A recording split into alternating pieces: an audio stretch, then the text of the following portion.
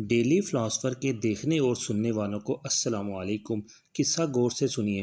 کل بن دیکھے سودا تھا اس لیے سستا تھا۔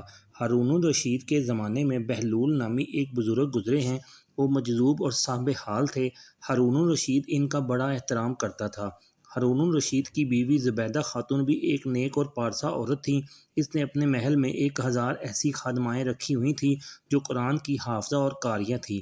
ان سب کی ڈیوٹیاں مختلف شفٹوں میں لگی ہوئی تھیں، چنانچہ اس کے محل سے 24 گھنٹے ان بچیوں کے قرآن پڑھنے کی آوازیں آ رہی ہوتی تھیں۔ اس کا محل قرآن کا گلشن محسوس ہوتا تھا۔ ایک دن ہارون الرشید اپنی بیوی کے ساتھ دریا کے کنارے ٹہل رہا تھا کہ ایک جگہ بہلول دانا رحمۃ اللہ علیہ کو بیٹھے ہوئے دیکھا۔ اس نے کہا السلام علیکم۔ بہلول دانا نے جواب میں کہا وعلیکم السلام۔ ہارون الرشید نے کہا بہلول کیا کر رہے ہو؟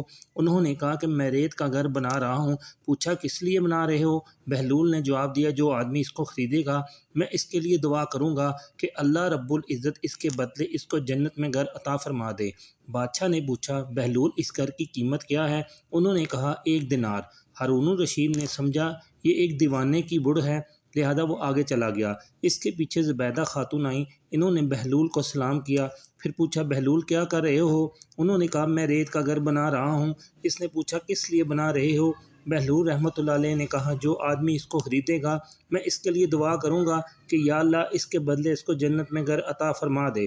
اس نے پوچھا بہلول اس گھر کی قیمت کیا ہے؟ بہلول نے کہا 1 دینار۔ زبیدہ خاتون نے 1 دینار نکال کر اس کو دے دیا اور کہا کہ میرے لیے دعا کر دینا۔ وہ دعا کروا کر چلی گئیں۔ رات کو جب ہارون الرشید سویا تو اس نے خواب میں جنت کے مناظر دیکھے، آبشاریں دیکھیں، پھل پھول وغیرہ دیکھے۔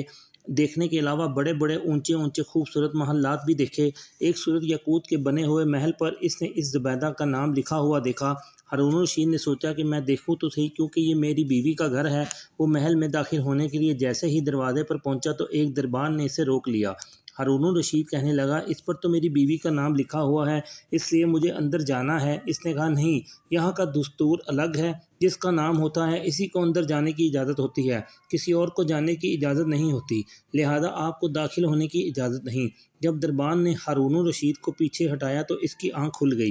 اسے بیدار ہونے پر فوراً خیال آیا کہ مجھے تو لگتا ہے کہ بہلول کی دعا زبیدہ کے حق میں اللہ رب العزت کے ہاں قبول ہو گئی۔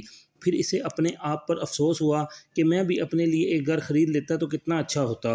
وہ ساری رات اسی افسوس میں کروٹیں بدلتا رہا۔ صبح ہوئی تو اس نے دل میں سوچا کہ آج پھر میں ضرور دریا کے کنارے جاؤں گا، اگر آج مجھے بہلول ملے تو میں بھی ایک مکان ضرور خریدوں گا۔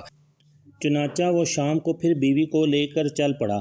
وہ بہلول کی تلاش کرتے ہوئے ادھر ادھر دیکھ رہا تھا۔ اس نے دیکھا ایک جگہ بہلول بیٹھا اسی طرح مکان بنا رہا تھا۔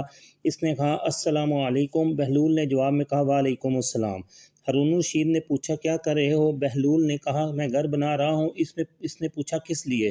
بہلول نے کہا جو آدمی یہ گھر خریدے گا میں اس کے لیے دعا کروں گا کہ اللہ تعالیٰ اس کے بدلے جنت میں گھر عطا کر دے۔ ہارون الرشید نے پوچھا بہلول اس کی قیمت کیا ہے؟ بہلول نے کہا اس کی قیمت پوری دنیا کی بادشاہی ہے۔ ہارون الرشید نے کہا اتنی قیمت تو میں نہیں دے سکتا، کل تو 1 دینار کے بدلے دے رہے تھے اور آج پوری دنیا کی بادشاہی مانگتے ہو۔ بہلول نے کہا بادشاہ سلامت، کل بن دیکھے معاملہ تھا اور آج دیکھا ہوا معاملہ ہے۔ کل بن دیکھے سودا تھا اس لیے سستا مل رہا تھا اور آج چونکہ دیکھ کر آئے ہو اس لیے اب اس کی قیمت زیادہ دینی پڑے گی۔